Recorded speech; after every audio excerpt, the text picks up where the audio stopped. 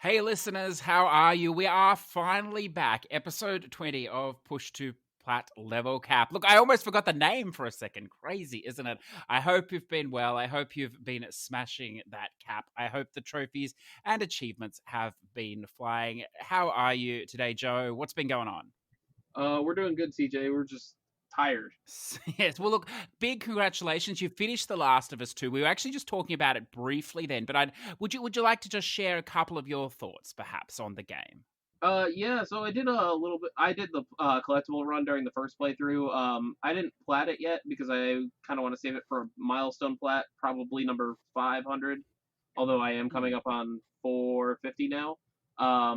I like some parts of it better than the first game, and then there were other parts that I did not like. So I kind of do see the dislike for it. I don't understand the point of like scoring it a 0 on Metacritic or anything like that because I mean there definitely is a lot of value to the game, but there were some parts that I felt like definitely dragged, and some of the the collectible hunting kind of felt that way as well.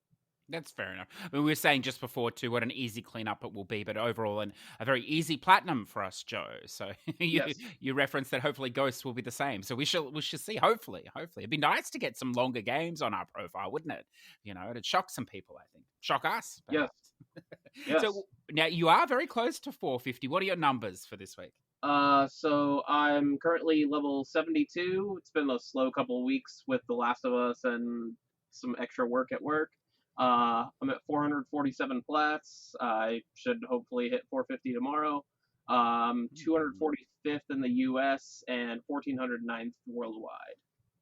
Excellent, excellent. And level 182.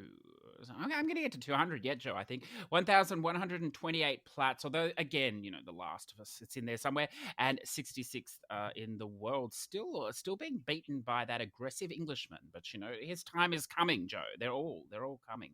I think they're coming for me, too, which is wonderful. I have to ask, what is 450? Is there a plan? Or is it just going to be whatever happens? I've been playing Candleman lately, the Chinese Ooh. stack of that, so I might go with that.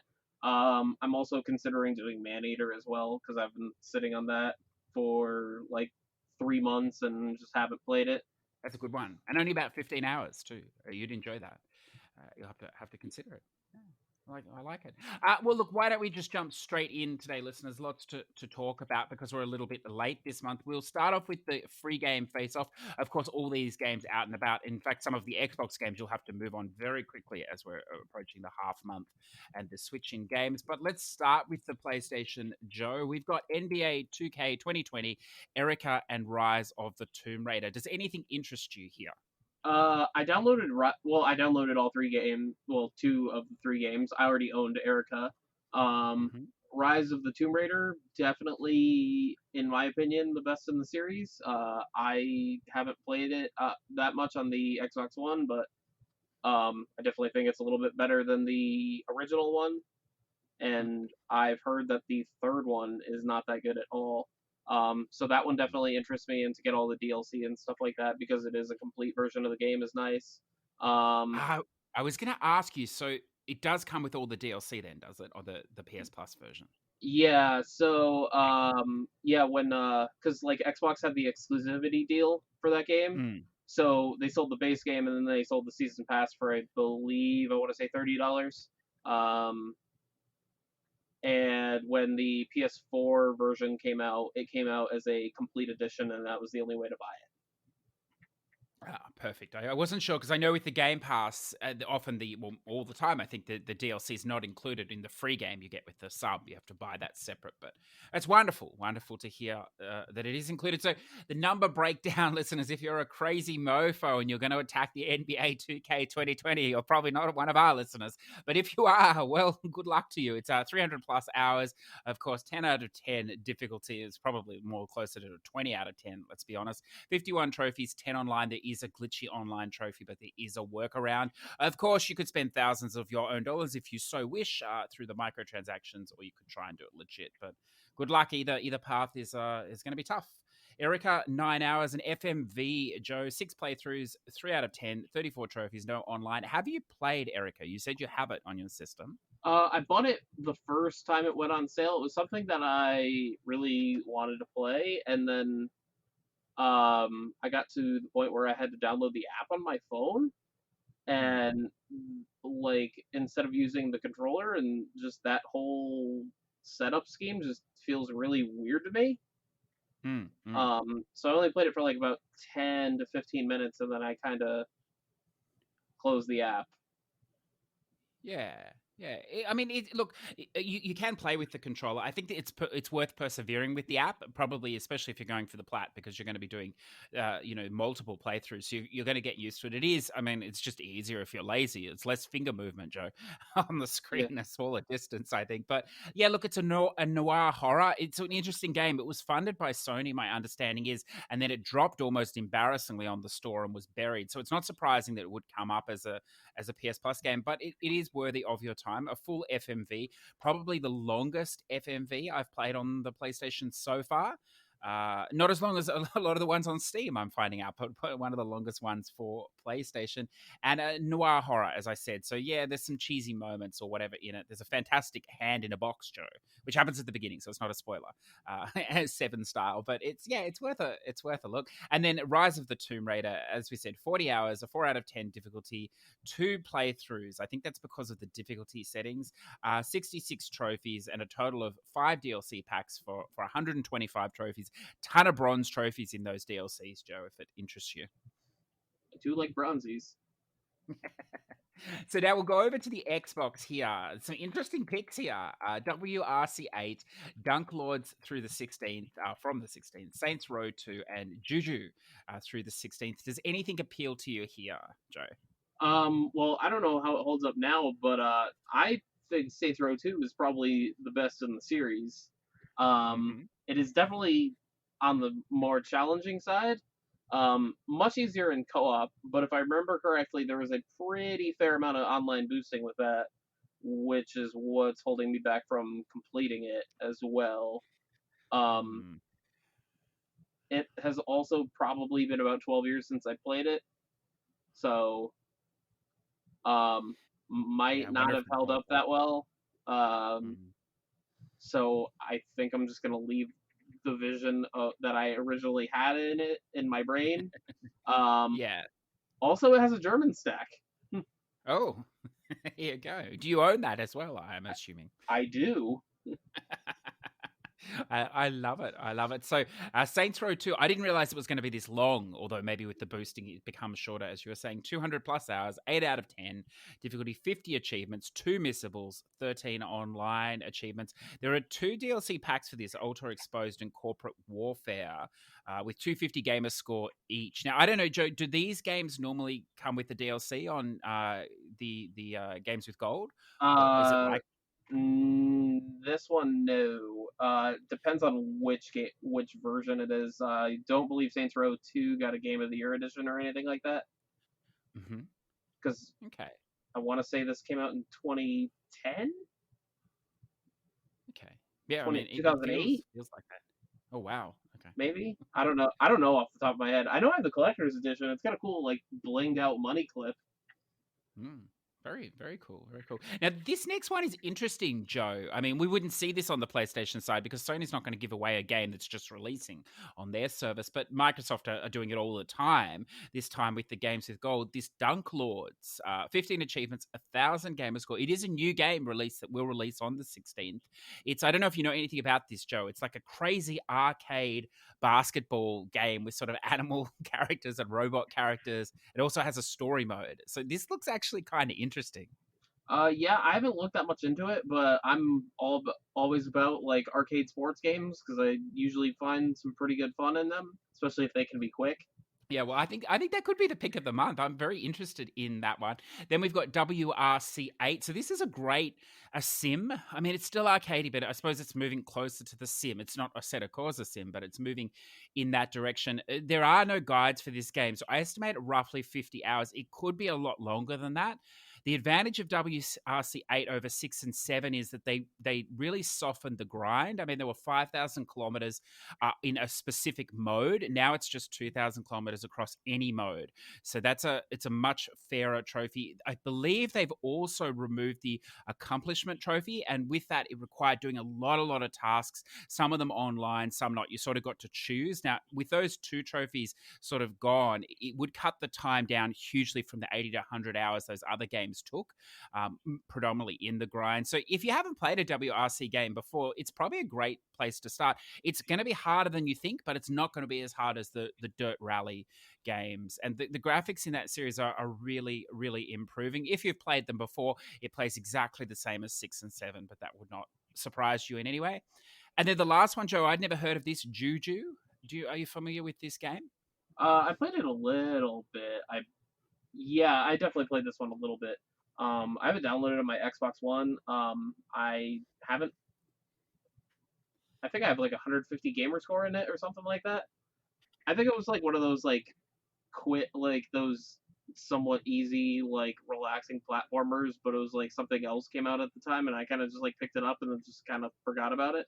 Yeah, I mean that's understandable. So, 19 achievements, about 8 to 10 hours with a guide, 3 out of 10 difficulty, no missables because of a chapter select, and it is a platformer. It's also available on PlayStation, obviously not for free, but it's only 100% game there with the 19 trophies. So, yeah, but perhaps something Ooh. to, well, not surprising though, Joe. Something to check out. So, look, the sales, listeners, they're not bad this week. So, why don't we split them, Joe? Do you want to take the top one, the July savings? I'll take the bottom. These do come from the EU store, but look, I've checked and they're predominantly the same sale on both stores. Some of the games stack, so it might be of interest to you. And this runs until the 23rd of July. So you still have a week or so. So I'll let you take the top one, Joe. Sure. So we got Air Memories of Old, which has 3 stacks: U.S., Europe, and Japan, or not Japan, Asia. I actually have all 3 stacks too, and I haven't played it. B Simulator, um, the Deponia collection, which I think Chaos on Deponia has the stack, right? Yes, I think that's correct. Okay. Yeah, so you can get the whole collection, and then you can pick up the either the North American or the Europe version of Chaos on Deponia for an extra trophy list. Those are pretty fun point and clicks. I played 2 of them on the Xbox One, and I own the first one on PS4. I think I got it as part of some Humble Bundle. Then we got Edna and Harvey, Harvey's New Eyes, which is 75% off. Is that the new one or the first one? That's the first one. Yes. Okay. Your favorite My Little Riding Champion Yes. is 65% off. Need for Speed, is that the just Need for Speed, like with the blue car on the cover? Yeah, the 2016. Yeah. Okay. We got Paper Beast, which is 35% off. Soul Calibur 6. Dark Pictures, Man of Medan. Sicking City, Unicorn Princess, and we got the Jack collection. There's a couple. There's a 5-minute plat in there. Yes. Yeah, that's right. And I mean, the picks there, obviously there's many more on sale there, but definite picks to check if you haven't played them. The Edna and Harvey, that can be done in about 2 hours. I believe it's like $6 Australian, so they're basically giving it away in American currency. The My Little Riding Champion rarely comes on sale. That was at a deep sale. And Paper Beasts, which is a VR game, a walking sim. It's a very unusual game. I actually talked briefly this week on the main episode with Mick from Noff's Guides about that game. He'd written the guide for it. It is the first time that it's come on sale. So if that does interest you, it could be the time to move on that. It's been out for some time and never been on sale. You're doing such a good job, Joe. Would you like to attack the games under $23 as well, till the 23rd as well? Yeah, I could do that. So we got a 1979 Revolution Black Friday, which is a was a point and click, I believe. I played that too, and it was really forgettable to me. I know a lot of people like it, but I personally didn't care for it. Then we got Blind Men, one of my favorite visual novels in the 10-minute range. Capcom Beat 'em Up bundle, Duck Souls Plus, Goodbye Deponia, Gravel, which is I really like those milestone racing games, so big fan of that. We got the Hello Neighbor bundle, Hero Trials, Hidden Agenda, which is another one of those phone games. Explosion, Inside, which Inside is fantastic, by the way. Um, Mm. Night and Plus, Midnight Deluxe, Perils of Baking, Shadow of Loot Box. Your favorite Snaky Bus. Yes, yes, excellent. State of Mind is 80% off, which I have not actually played. Yes. Have you played that?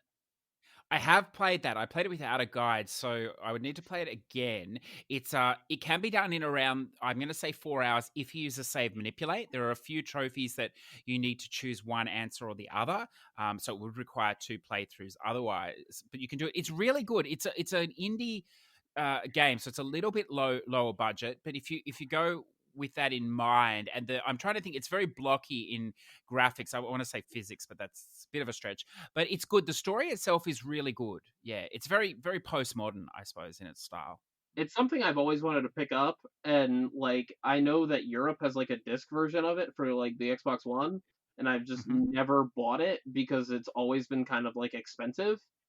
Yes. So maybe I'll look into that after we finish recording. Mm, mm. Then we got Super Destronaut Land Wars, Syrup and the Ultimate Suite, Tetris Escape, The Complex, which I recently just did, The Impatient, which is a VR only game, Totally Reliable Delivery Service, Undertale, and Yesterday's Origins. Yeah, that's perfect. And of course, that's the 20 under 23 is of course for the Australian store. So don't panic. You panic, Americans. It's like under 15 or something for you. Some of these prices are very cheap. As we said, that State of Mind at 80% off. It's normally never reduced that game either. It's worth a look. The Complex obviously is a new game, so at 40% off, that is great buying. Undertale is very short, also a very legit game. And yesterday Origins at 80% off means it's only a couple of dollars. The totally reliable delivery service comes with a warning. The game is one of those games where it thinks that having bad controls is fun. So, Surgeon Simulator style. So, if you can handle that, it is actually about a 3 to 4 hour plat. But buyer beware on that. That's the hook in that game, I suppose, Joe. So why don't we jump over to the games we want to throw out today? And what have you got for us, Joe? So the first one is actually a Windows 10 game that is in PC Game Pass, and it's Endless Legend. Ooh. Um, so I'm not sure what kind of game it is. I also haven't played it yet, but we were talking about it the other day in our Xbox Live party, and the whole game has the Fallout 3 for PC thing where it just has a bunch of command prompts that unlock the achievements and takes less than an hour. You just type in words and or type in like a certain command and it unlocks an achievement. Like no effort whatsoever. Sounds like a perfect opportunity there for Dat1 Seagull to jump on that as he continues to build towards the million there, Joe. I like it. So, first one I'll throw out here is Driving Essentials, available on both the PlayStation and the Xbox. It is exactly what the name implies. It is a driving simulator. So, if you have a child that's interested in driving, perhaps it's a place to start. If you're an adult, and you want to brush up, it's not bad, to be honest with you. I think I learned a few things. It's been a long time since I had a driving lesson, so it was interesting. Of course, it's done from the American perspective, so you do have to get used to driving on the wrong side of the road, and also the right hand turn. But once you get your head around that, it's not too bad. The game, it's a very easy plat. There are 10 lessons. You need to score an average of 80% or higher in each lesson. So you're only losing points for things like running stop signs and things. Each lesson, if you like, is 10 minutes maximum. The final lesson you do need to get 100% on. It's basically combining just driving the car around and through checkpoints, if you like. You have to navigate and find them. It can be easy to lose a few points in this, so if you just go slow. And the great thing is, if you're not at 100 points by the time you get to the last one, you can just drive around the block a few times, and as long as you don't hit anything or do anything crazy, your percentage will actually go up. So don't finish it till you get to 100, and then you're right. And then there's a bunch of miscellaneous trophies for driving in the night or driving in the snow or in a storm. You can actually combine a lot of those, but word of warning: if you do the night storm and in the snow, Joe, you can't see anything. So it's like driving with your fucking head in the sand. So you have to go ultra slow, but you only need to make it 3 miles or something in that way. So it's a fun, easy plat that can be done in 3 to 4 hours, or educational if you like, and break it up as well. What do you have for us next, Joe? So I played Robozero yesterday. Which kind of gave me some like old school Mega Man kind of vibes, like that 2D platformer, but not hard. No. Yeah, It's fun though. Yeah, no, it wasn't bad. The boss was kind of tricky. Yes. I had a little bit of trouble with the boss. I probably died like 5 or 6 times. It took me about an hour and 20 minutes to do, but I also kind of like took a break in the middle of it to do something else and went back to it. The boss, I kind of like I would drop real quick and then like pick something up and like go back up to the top with your skyhook and just shoot it at him, and I would kind of he'll like jump and your skyhook will detach, and then I would just like immediately hit square just to reactivate it and like go back up to the top, and then like right after that just immediately drop down, grab something out of like the slime, and then like go back up and throw it at him. He can be kind of he does do a pretty good amount of damage if you stay at the base of the floor, but other than that the game was pretty easy. I also followed Dill's guide from Achievement Land to finish it. Yeah. Yeah, it's very, very good guide. It's a funny game because the first time, I mean, there are 4 stacks of that now out, the NAEU, ASHK, and Japanese there. So the first time I played it, Joe, that boss battle you're talking about, I actually just stood in one spot and never got hit. So I beat him, straight away. And then in every other stack, variations of that happen. Like I'd get hit or I'd die, or I'd move a little bit forward and I wouldn't get hit. So it's funny how there is a bit of variation in the different regions, obviously, for some reason in that fight. But if you're having trouble, just keep, because the checkpoint is right there. Sometimes you just get lucky and he can't hit you for some reason. So I don't know. I'll take it. I've noticed a lot of the Asia stacks of these games have been like significantly less forgiving. Because I played Castle Pals the other day, and I believe we talked about this for a second, but there's no checkpoints in Castle Pals. No, that's right. On the Asia version. Well, it's interesting, isn't it? There must be some programming variation happening. I'm surprised. I would have thought it would have just been a direct port, but obviously not. The next one, listeners, is a sneaky, nasty 100% snakes and ladders. This game is only good if you have a turbo controller. It is only a 100% game. I mean, it's fine without a turbo, but there's a lot of RNG. So a game here, it's misleading. You can play 1, 2, or players, or you can custom and have up to 5 or 6 players, but you only ever need to play the 1-player mode. There is one multiplayer trophy, so you need one game of the 2-player, but it's only local. There's no online. Now you have no control over this game. You just press R2 and it rolls the dice. So that's the limit of your control. There are trophies for landing on 5 ladders and 5 snakes in a game, so they're obviously very RNG based. You can't manipulate how you roll the dice, so it's up to RNG. So the best method for this game is to turbo both the X button and the R2 button at the same time. It'll always roll the dice for you, and then when the game ends, it'll restart it through the X button. And you can leave it. I think it took me around 2 hours on one stack with RNG, and it took like maybe 12 hours on the other. So it's totally random, but as I said, it's totally AFK. So a wonderful little 100%, and 2 versions, the EU and NA there. Now, next one, Joe. I know this one interests you. Please. Yeah, I actually just started playing this right before we started recording, but I only got about 5 minutes in. But it's Spongebob Battle for Bikini Bottom Rehydrated. Yes. I saw some of the reviews for it as well. I saw the IGN only give it a 5 because there's not enough new content in this very affordable remaster. They did include some new content in it. It's about 10 to 12 hours to get the plat or the 1,000 gamer score. I actually missed out on this one as a kid. Mm. And I don't know how that happened, but it's one I'm looking forward to and should be something more fun, kind of like in the spam, but good spam Yeah. category. Yeah. Um, Yeah. Definitely.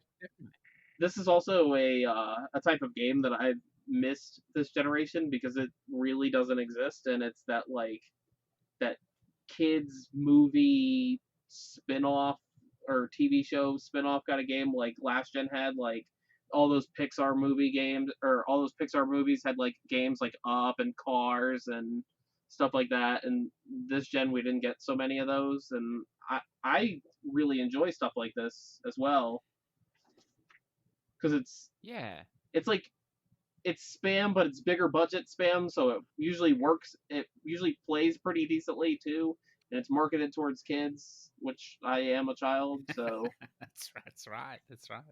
Yeah, I mean it's a good showing. Again through the THQ Nordic, so they're up and down for sure, that publisher, because they've got their hands in so many games, but slowly they're becoming more and more quality. And we're talking about this game again on the main episode with Mick, who wrote the guide, and he actually referred to them as approaching a AAA studio status. And it's interesting because I mean, it is a smaller game, but it is polished and there's a ton of stuff. I mean, that first level you're on, Joe, that's a big level. That's 20 to 25 minutes alone, that level. The others are shorter, but there's a big level, and there's a lot to collect in that game. So yeah, it's encouraging, and for the price, I agree with you. I think it's a great deal there. how much is it over there? I think it was like $40 Australian, which is about 27 US or something, in that range. That's not No, bad. no. I mean, what is it there? Is it around that? 30. Yeah, yeah. So it might be about 30 with the rate then here. Yeah. It's about the same. Yeah, it's good. It's good. And then the last one I've got for you here, you have to prepare your wallets and your anus, I suppose, for this one, Joe.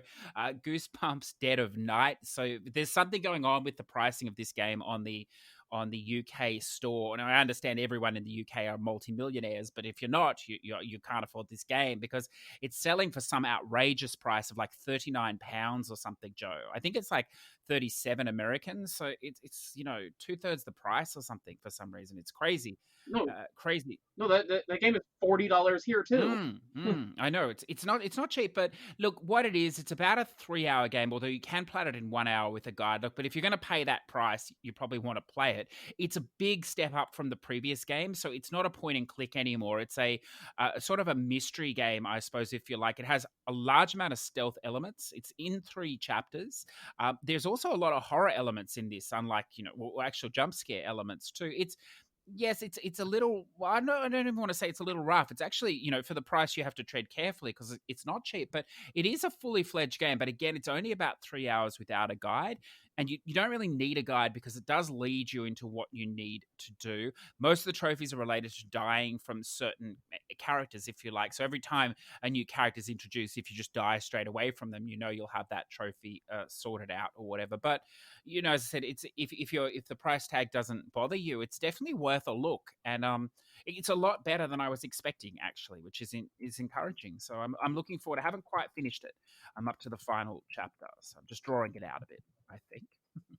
So let's go over to the Rata Platter of the Week. We've got 2 here because we're a little behind, Joe, but we already touched on the first one briefly.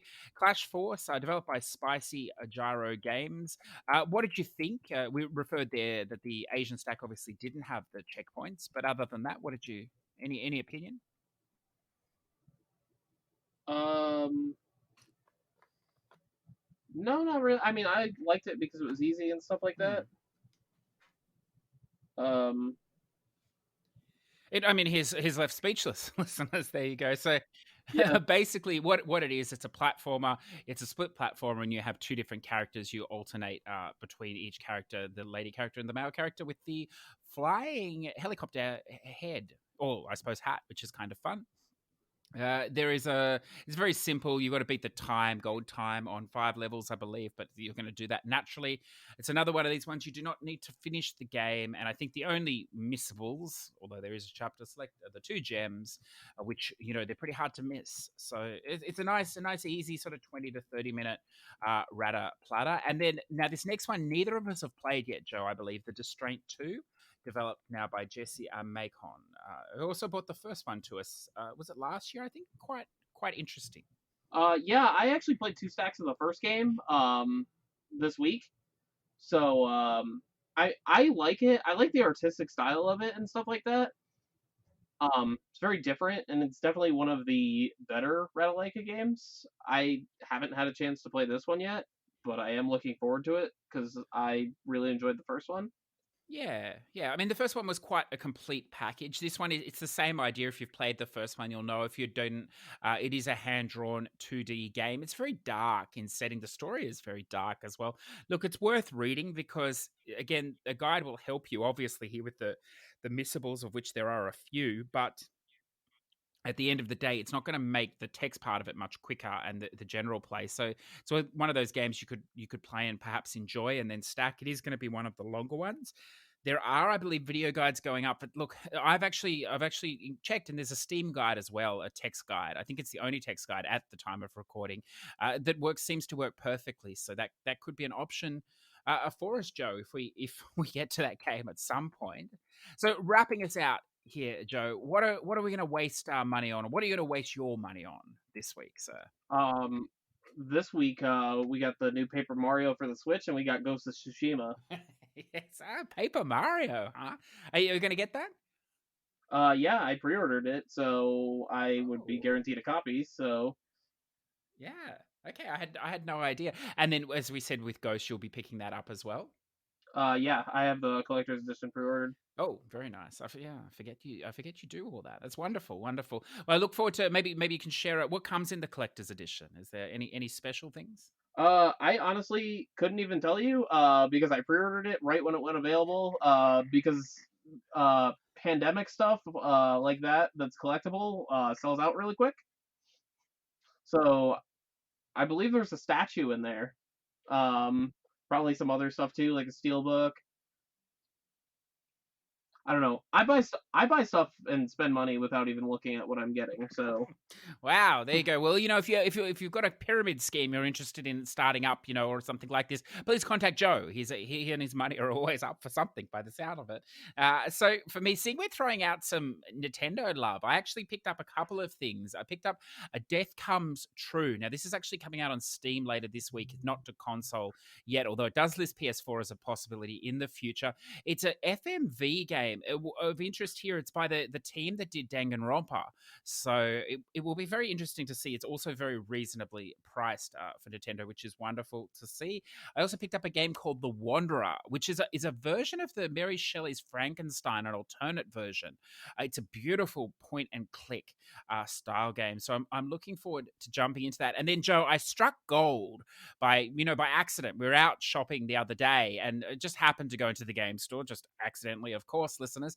And you'll never guess what they had here, Joe. Now I don't know if it's rare in America, but it's incredibly rare here at the moment. I managed to finally secure a Ring Fit for Nintendo, and those things are like gold here at the moment. so I subscribe to like cheap ass gamer tweets, and like every other day, Amazon or GameStop will have those in stock. And Mm. I went to my store the other day, and they had like three of them just sitting on the counter waiting to be sold. So Oh wow. I think more are starting to come out in the wild. Yes.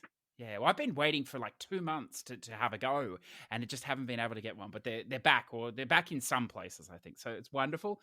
And then on the PlayStation side, I don't know. I think I'm intrigued by this Ghosts. As long as it doesn't turn into a Souls like game, perhaps I'll go there. But look, I don't know, listeners. There is a ton of stuff out. I wonder what you're going to play. Some of them might even going to be playing this new EA. I don't know if you've seen this sort of 3 versus 3 shooter game, this Rocket Arena or something. Have you seen this, Joe? No, I've been kind of out of the loop of like what's coming out the last couple weeks with just like work and Last of Us. So, Yeah. We haven't missed a lot. no, apparently not. Look, I'm sure there's something out there of interest for you, listeners, and I hope you do find it. As always, thank you so much for your time. It has been a pleasure. Now, I'm going to talk to Joe a little bit this week because obviously moving forward, it's really tough for our schedules to always sit down each week. So rather than bring you a weekly sort of show, I think we'll just do it sporadically like we're doing, today. It's just easier. And I know that you're sort of focused, on the games anyway. So there's no point us doing this if we don't have something to tell you. So, it takes us a bit of time as well. Also going to play with the idea of maybe moving this show or the greater majority of this show directly to the Patreon program as well, just to free up the channels and also our time a bit. But look, we'll throw at you more in the future on that as well. But hopefully, we'll be back in one way or another to speak to you soon. So as always, have a fantastic week. Continue to game hard and fun. And as always, thank you, Joe. Anytime.